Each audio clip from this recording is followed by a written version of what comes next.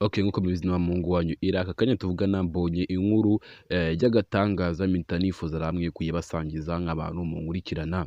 Okay, nimba rero utarakora ya gahunda ndagushishikariza kuyikora, nabwo nimba warayikoze ndagushimira dore ko umaze kuza subscribe 100 muri kugaragaza ubwitabire bukabije. Okay, reka inkuru yacu rero tuyitangire gutya. Joseph Kabila yagize igoma. Ese Joseph Kabila yagiye gukora iki Goma nyuma yuko tuzi ko M23 ariyo yafashe igoma? Se yaba ajya kugirana ibiganiro na AFC M23 cyangwa se kuki atagiye ajya kuruhukira mu bindi bice biyoborwa na leta ya Kongo agahita ajya igoma hariya hafashwe na M23?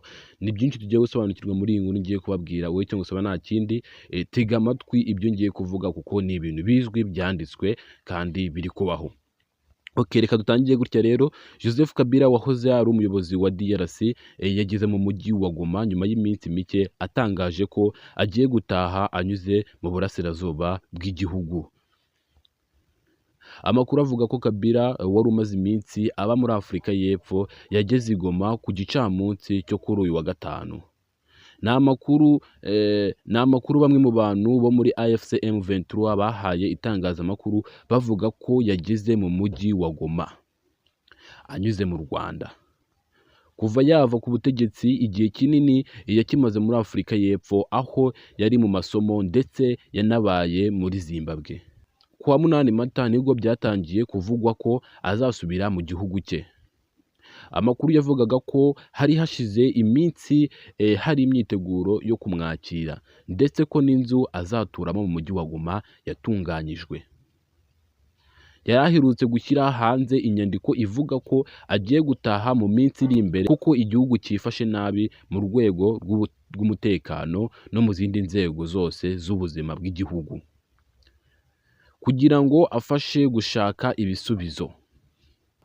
Joseph Kabila ni umwe mu bantu bafite ijambo rikomeye muri politike ya DRC ndetse afite n'abamushyigikiye benshi. Olivier Kamitatu wahoze ari minisitiri akaba ubu ari umuvugizi wa Moise Kayitumba yaraherutse kwandika kuri X ati guhitamo kwa Joseph Kabila kujya iburasirazuba ahagenzurwa n'inyeshyamba si ikimenyetso gusa, ni ukutwibutsa ahazaza hacu dusangiye twese.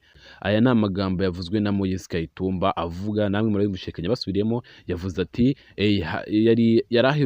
yavuze ati guhitamo kwa Joseph Kabila kujya iburasirazuba ahagenzurwa n'inyeshyamba si ikimenyetso gusa ahubwo ni ukwibutsa ahazaza hacu dusangiye twese. Nkuko muri gukora amafoto, uwo ngo ni Joseph Kabila ubu ngubu ari i Goma. Namwe muzajya mujya ku binyamakuru mugume musome dore gusoma birafasha. Ciao ciao.